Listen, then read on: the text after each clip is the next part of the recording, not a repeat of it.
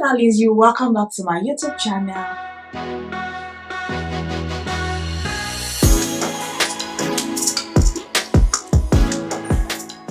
So many people have been asking me so many questions online concerning relocating down to the UK. So I'm just gonna be answering some of these questions. So do well to subscribe on this channel. Kindly like this video. Please do like this video and share with your friends. So without wasting each other's time, let's dive right into the video. The person asks, I wish to relocate and I need information on how to go about it. First thing first, I don't have up-to-date information on relocation, but I just like put my ears on the ground and whatever I find out, I just share. So, but I'm going to just refer you guys to those that some channels that I follow that actually talk on relocation, getting a job overseas, getting a job in the UK. And one of those channels that you want to follow is Tema Abdul. So I'm going to drop a link in the description box to this YouTube channel. Do well to follow them. Do well to like send them messages on whatever issue you have concerning relocation, concerning getting a job in the UK. Maybe you want to use the student you want to use the job route, I'll drop the links to these YouTube channels where you can get more information. And another advice I will tell you is instead of you waiting for somebody to tell you, because to be honest, everything is changing now. There are different rules, different immigration rules. When we came, there was no post-study visa, but now post-study visa is back. So things are changing. So I would lie to you if I tell you that I've got 100% factual information. I do my research, but instead of me repeating what other people have said, it's just better you guys follow these YouTube links directly. You get first-hand information because that's what their channel focuses on. Relocation, getting a job overseas, getting a job in the UK, the best route for you to use for you to get a job. I'll drop another channel of which I know the person is currently a student in the UK, and the person knows much about all these relocation through the student routes and all those things. So that's Daniel Jesuloba's YouTube channel. Those are some of the channels I follow. And there's that's Niger girl. I think she's a nurse, and she talks about how she was able to like get a job straight from Nigeria down to the UK. So I feel like these are the channels that will help you. And if you really feel like these channels are not going to like help you at all, you could just go online. Information is key. Go on Google, just search for jobs with sponsorship visa in the UK. Then you keep applying, to these jobs until you get it. There's no guarantee that any link I give you is going to like get you a job. All I have is information, and most of the times what I will share on my channel will be from my own point of view and some of the little research I've done. But you also, it's left for you to go ahead and do your own research. And there's this other links I found about remote jobs. I will drop some of those links because I also am using these job links because I also want to make more side hustle for myself. So I'll drop a link to these remote jobs that you can get online. You can work from home. Everybody doesn't have to relocate down to the UK. The major reason why everybody is relocating from Nigeria or from their country is just because of money. Everything is money, eh? But if you have this money, you will not even think about relocation. There are people in Nigeria that if you tell them, will you come to abroad? They will say no, because they are okay. They have no reason to carry their bag and baggages and come and be enjoying disturbing themselves in cold there. So I'll drop those links to these remote jobs that if you can get this remote job, better for you. You just work from home and save your stress, the hassle of trying to pay a lot of money to get a visa or trying to pay a lot of money for you to like relocate abroad. Anyway, I've talked too much. I'll drop those links for you as I say, but let me answer this person's question. So which is the easiest way? I shared it in one of my videos where I shared things you need to do before applying to study abroad. So you might want to check that video up. I'll drop it in the link above so you can just check it out. The easiest way I would say is the student route. The student route is the easiest way, though it's very, very much cost intensive because you pay lots of money for school fees between 13,000 to 15,000 pounds, and it depends on which year you are doing it. This is as at 2022. Who knows, the school fees might go up by 2023. So as at 2022, for cheaper schools, in cheaper cities, you are looking at 13,000 pounds to 15,000 pounds for 1 year. That is just for school fees. Then your maintenance fee, you need about 9,000 pounds. It's not like you're paying the maintenance fee cash. It's just money that you need to have in your account. So let's say your school fees is 14,000 pounds, then you pay a deposit of 4,000 pounds. Then you are left with 10,000 pounds. Then your maintenance fee as at this year, I think is about 9,400 and something. So that means you are left with 10,000 pounds plus 9,400 and something. So that's about 19,000 pounds, or let's just round it up. That's about 20,000 pounds left that you need to have as your proof of funds. So proof of funds, if you don't know what proof of funds is the money that the immigration or the school has to see in your account that you are able to come to the UK and not be a liability. So that's what proof of funds is. So it's just money to show that, oh, I can take care of myself. I have money to pay for my school fees. I have money to maintain myself. I'm not going to be a problem to the UK government, and I can fend for myself.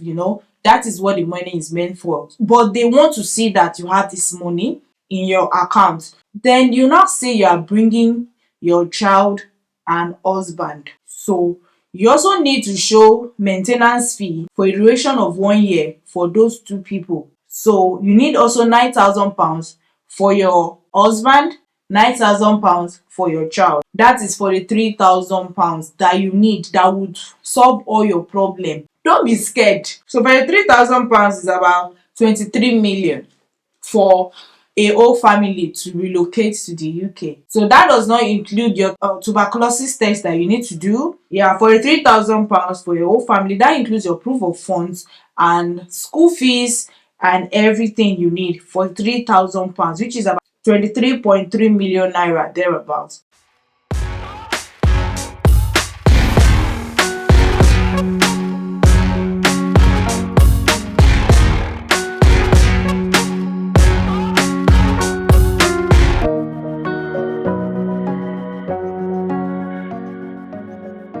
As I said, it's very cost intensive, so it's not a joke. If you see anybody that has just recently relocated to the UK, know that they are very, very rich. Probably they've carried all their life savings and everything to do this investment because it is very, very expensive. And the easiest way, as I said, is the student route. If you want to use the skilled worker route, you can also go ahead with that, but it takes time. As they say in my place, they said ọbẹ̀ tó dùn owó ló pa. If you want it faster, you will spend more money, but if you want to chill and enjoy your life back in Nigeria, and you don't have this money, or you know that this route is too much for me, I cannot handle it, then you keep applying. That's why I said I will drop some of these YouTube links that I know they share job updates. You keep applying to all these jobs links and you might be lucky. Who knows? You might get a job that will sponsor your visa, and it ease you the stress of spending so much on the student route. So how do I relocate with my spouse and children? As I said, the easiest way for you to relocate with your spouse and children is a student route. You come to come study, do your masters or PhD as you wish, then you bring your husband and child as dependents. But if you don't have money to go through the student route, you can use the skilled worker route. You apply to get a job from overseas, It could be a healthcare job, it could be social work, it could be a IT, it could be any job that is sponsoring visas in the UK. They bring you in and they give you the opportunity to come with your dependents. They are really family oriented country. They really, really value family a lot. So they will not want you to come alone. Then you now start telling them, oh, you can't work because you're missing your family or you've got mental health issues, blah blah blah. So they would want you to definitely bring your family along with you. So you come with them, they sponsor your visa, then they sponsor you to bring in your family. But once they sponsor your visa, they might not pay for your dependents to come join with you. I've heard that some companies they don't pay for you to bring your kids with you, but they could give you a letter that you would use to apply for them to come. But you might be the one that would foot the bill for them coming, if you understand what I mean. So that is how you can relocate with your spouse and children. So the next question is, how do I get accommodation when I get there? I used to advise people, once you know that you have started this your application, start looking for accommodation, because accommodation in the UK it's not easy. So if you are coming through the student route, if you are a student, it's easier for you. You know, there are some links like campus student, spare room. If you now say that you are coming with your family, it's better you start looking for accommodation before you get to the UK, because the accommodation when you get to the UK is not easy, especially when you are coming with your family, because one, no family would accommodate another family. It is very, very rare. It's not like they don't want to do it, but the truth of the matter is, like, we all have our needs. You see somebody they are posting online, you think they are okay, but the truth is it's all a facade. So to avoid you getting stranded, your friend might be your friend online but might not be your friend in real life. So don't think, oh, I've got somebody, oh, my friend, I've got a family member in the UK, they say they will accommodate me. Sometimes it's 50-50 chances. So I will always advise you, try and sort your accommodation before you get to the UK. So once you know that it's going to click, you get, you start looking on Zoopla, right to move. I'll put the links where you can get houses too. Two-bedroom accommodation or one-bedroom accommodation, then you look at the prices, you know, to avoid you having to like get to the UK and pay for Airbnb. But the only thing, the only but is, some of these houses they might not want to rent it out without seeing you. So except you are lucky to find one that would say, oh, don't worry, you can do online viewing. If you are okay with the house, then I'll send the agreement to you online. You sign, then you send it back to us.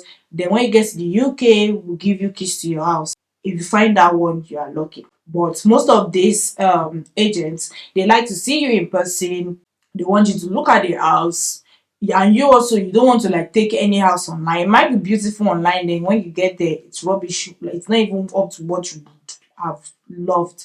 But if you want to risk it, then you can do all the processes online to avoid you coming to the UK to spend money on Airbnb, because Airbnb, you spend money on Airbnb and 1 month you are still looking for accommodation. Accommodation sometimes is very, very difficult. So my advice will always be, get this accommodation before you come to the UK. You might be lucky to find somebody that might be willing to go check up the house for you. I will say, Femi, the house is really nice, so I think we should go for you should go for it. Then the person will volunteer to guarantor for you, help you sort the house out before you come. It is much more easier like that. But in a case where you don't have anybody to do that route, just start looking for houses online. Start calling them if you have to. Once you know that it's going to click, whether you are coming through the student route or you are coming through the federal skilled worker route. Because but the only good thing about the skilled worker route is sometimes they provide accommodation. They pay, like sometimes you could get a visa sponsorship that they will is all expense paid trip. The only thing they might not pay for will be your flights or your visa. Sometimes it comes with accommodation. Why, if in case it doesn't come with accommodation, it's good you check online. And if you are coming with visa sponsorship, it's even easier. You just need to like get reference from organization for them to stand in as guarantor for you so that you can get a house before you come. that is you sorting out accommodation. But if you are a student, still the same thing. You, if you have friends that are coming at the same time, you guys will start looking at getting two-bedroom or like a four-bedroom. Then you all will share the cost together instead of looking for student accommodation, and you will not be getting it. Four people will come together, get a four-bedroom, you split the bills equally. That is another way you can get accommodation.